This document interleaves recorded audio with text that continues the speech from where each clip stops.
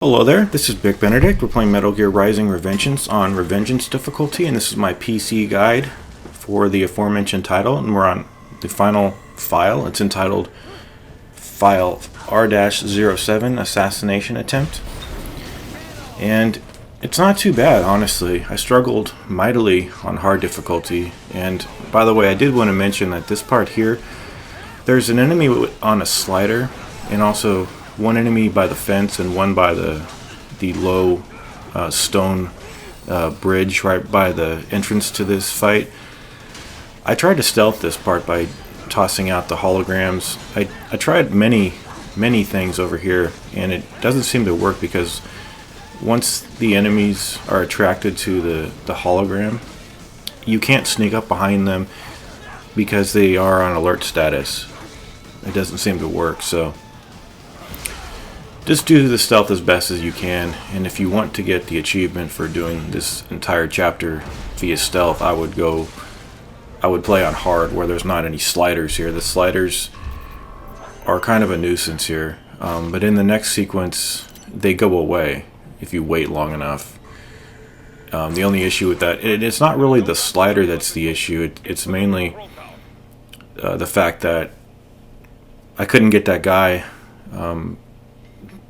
out of the whole his being attracted to the statue and then his going to alert mode. So anyway, once you take that guy out, if you've taken him out at the position I've taken him out, then this guy can be ran up to and hit in the back. Armstrong is a son of a bitch, I will admit that. I only took 3 tries on the final form of him because I remember being stuck on him on hard for about 5 hours with level 1 weapons. So, you know, like I've been remarking, I was doing chip damage the first time I got there. And it wasn't any fun because at the point when I realized I could upgrade my weapons at the very end, I believe you still have access to the customize menu, but I didn't have hardly any battle points to even upgrade. So my weapon that I was using, the default high frequency blade, it was at most up to level 2, so it was really difficult to deal damage to him.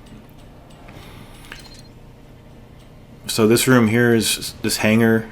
You've got the heavy cyborg down there who always walks into that part of the plane, but he corrects himself after a few seconds. And I will say that a couple of the phases right before Armstrong, they're just time sequences and you don't have to do anything. The one sequence where he takes your sword away and you're only allowed to punch him, I did use one healing item, although I didn't want to. I wanted to get to Armstrong and have 10 healing items, just in case, you know, this whole Revengeance mode got out of hand, and it didn't actually. I only used like 3, and it was really good of a fight. It was a nice fight. I did well. And I would just recommend having your blade upgraded and know what to do on him. And if you're watching this guide, you will know what to do. So the sequences with Excelsis, there's 2 areas which are checkpointed. The first one, you're going to be primarily avoiding the blades, with hopefully doing my technique of just dodging with I was going to say dodge offset. On this part here, I have alerted this guy because I was running on the grating, so stay in the middle part where it has more of a buffering on the floor of sound.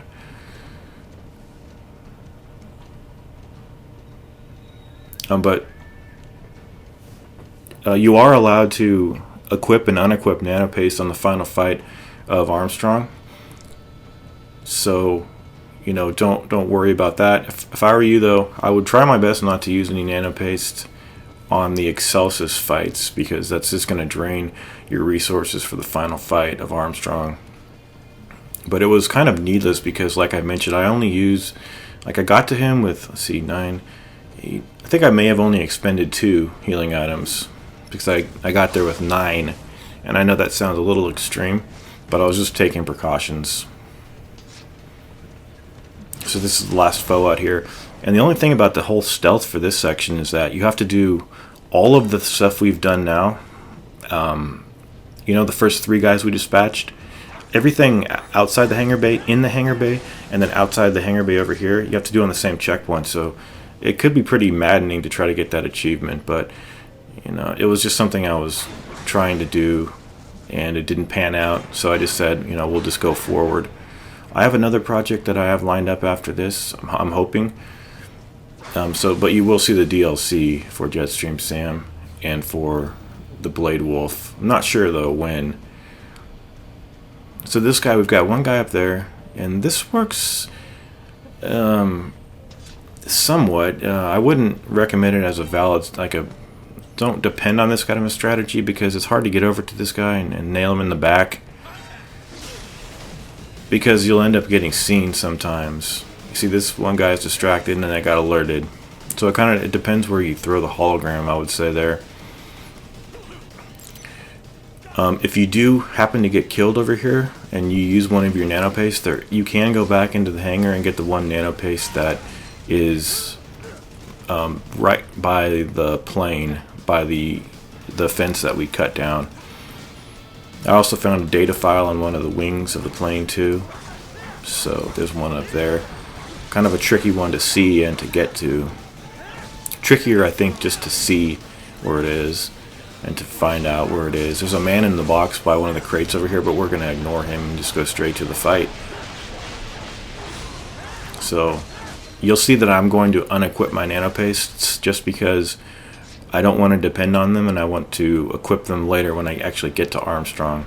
So I have nothing here equipped, no nanopaste. So what I do is I activate the blade mode and I use the pincers. So we're going to take this thing down as quickly as possible. And I'm going to charge my sword here to go through. And do you get iframes from that or not? I would say no, because it does take 2% of your life away. Iframes means you go through attacks and take no damage. So it's a little easier than spacing yourself from the blade and then depending on the automatic ninja run to kick in, which doesn't always do it correctly. So I just use these pseudo iframes from the charged pincer attack. So you do get a checkpoint in between this phase and the phase when he's summoning the geckos. So it can be kind of difficult to get to the checkpoint without using any nanopaste. Just use them where you need to, I would say, but save at least 5 for Armstrong. And on these, just the rule of thumb is just to wait until the last second when they're going to hit you, and then move in the direction away from them, and also press the XA button to do the defensive offensive, and then do the Zandatsu here, and then it's going to set you down right here, and just do the ninja run forward, and it'll put you into the next Zandatsu, and after that you get a nice little checkpoint. It's very manageable. I like this.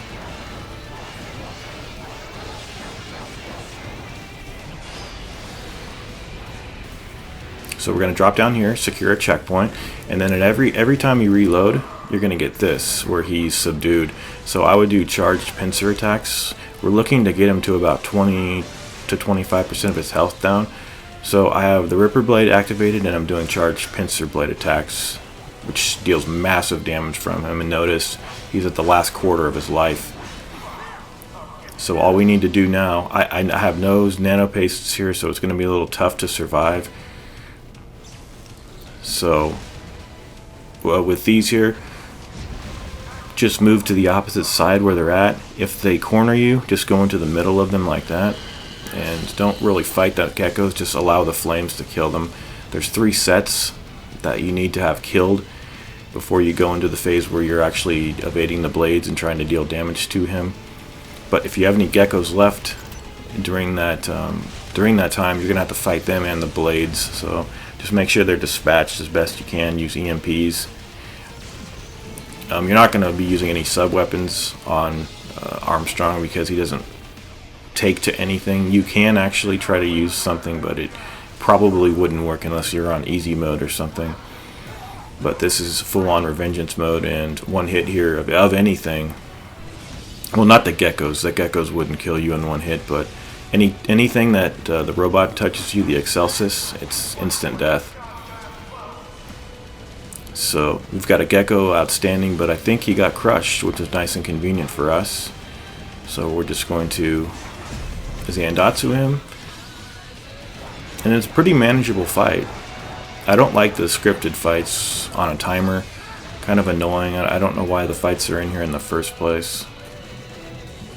But I must say, I think all of my struggles took place on hard mode. In fact, that is where they all took place, and you never saw them because I was playing my own campaign, so, you know, on my own, trying to unlock this difficulty.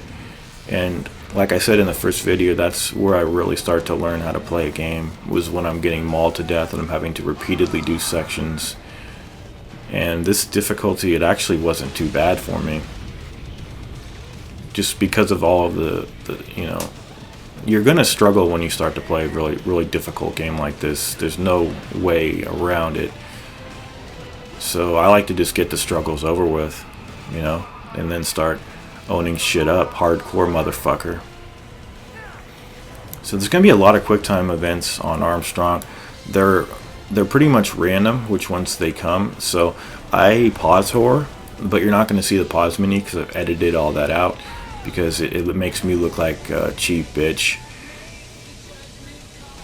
But that's the only way I can do them, because they appear too quickly and I don't want to sacrifice my progress and have to do button presses, just arbitrary button presses.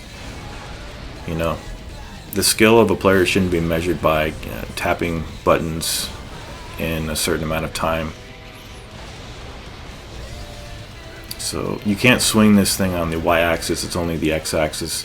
So when you're finished with this, we're going to get into the first of these two phases. When we're on this, we have a blade the first time, and notice that I have put on my nanopastes, but if he hits you, you're automatically dead. And if that happened to me, I just restarted because I wasn't disposed here to use anything.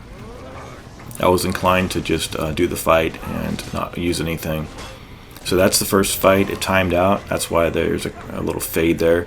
And this phase is fucking stupid. He takes away your ability to hit him with a sword, so you have no sword, and it's essentially Batman kind of combat. So you can't even wound him. So it's just okay. So how this works is, I don't know if it's completely timed. That is, if you can just run around like I'm doing and jump. And if it's not completely timed, and if you do have to throw a few punches, just throw a few punches, but just primarily dodge here and just wait for this to end. There's one point at which this was going pretty well for me. So one of my fears was that if I got to the final phase of Armstrong, that it wouldn't let me access my menu.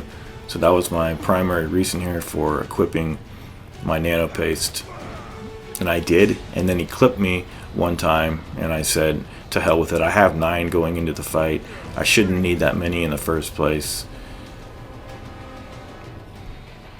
But this is pretty annoying. He does a charge. He does a sumo wrestler grab, and he does that that kick, and then he also does a driving force blast away from him, which he does in the next phase too. And he's got a wicked backhand. We've all been hit by his backhand. Just watch out for that fucking backhand. It catches out the most aware player.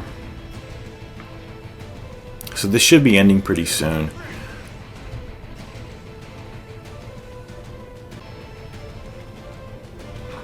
So the main way you damage the final phase of this guy is when he's charging at you, and you parry the charge and go into all the QuickTime events. And I got him down to 98% health. He has 200% health just like us, although we can't hit him in one hit and him die like he can do to us. But anytime he has a gold aura around him, do not even try to touch him or go near him, because it's a throw that you cannot block or parry. It's kind of like an orangish gold kind of aura highlighted around him. So anytime that happens, just get away from him. Okay, so this signifies... Okay, so we had to I pushed the pause menu there because I didn't know what was going on.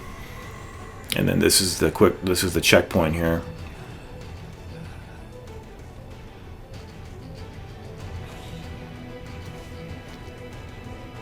And I think you're just going to be pressing the X button and the Y button. Okay, so he's going to do a lot of flame attacks on the ground, a lot of fissures and just disruptions of the earth will occur, so you're going to have to avoid. Sometimes when you're evading, you're going to have to double back actually to get out of the way of the like the fault lines when they appear. It's a great fight. I love his little one-liners. It's fun. It's, you know, if you have a properly upgraded, if you have an upgraded sword, this shouldn't be too hard for you.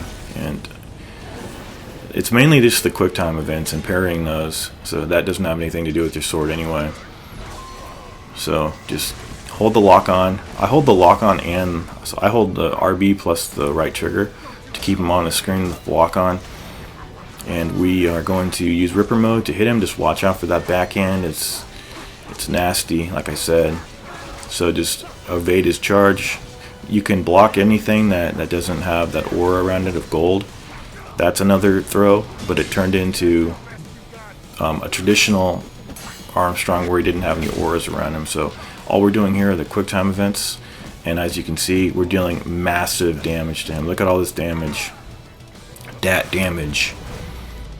So to get all that damage, you need to ensure that you do those quick time buttons properly. If they're too fast for you, just do what I do. Repeatedly press the start button, just like in God of War. So pick up your sword, and the green aura around him means that he's healing. He doesn't get too much health back, but just stand behind him, go behind him, and wait until the little thing clicks, hit him, and now you can punish him heavily. So if you have Ripper mode here, go for it. If you need fuel cells, just use your electrolyte packs, and look at all this damage you can do to him. Now at this point in the battle, he's going to be going up here, and you can interact with the quick time events if you want to, but I say to hell with it because they're way too precise and I always fail. So it's nice that they give you the ability to just run from these. And it's basically, they're not for damaging him, they're for saving your ass. But you can save your own ass by just running from it. So you won't get hit, trust me. I run to the left. I'm not sure about the right, but I can attest that the left deals no damage to you. So he's going up here because he's programmed to go up here, I think, when he gets half his life off. So he's kind of compensating for it now.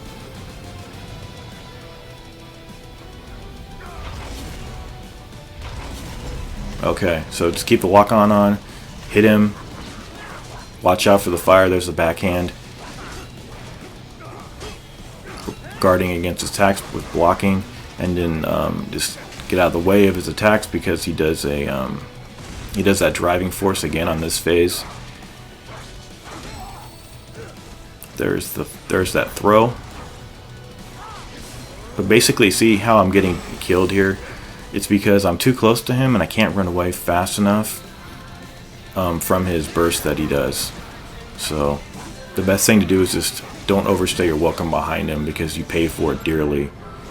So there's this again. We can punish him heavily here. I'm going to do the couple of combos with Ripper mode and then the Chun-Li combo of kicks here. And we've got some precise quick time events coming up. When he throws you to the ground, see, there's the burst again.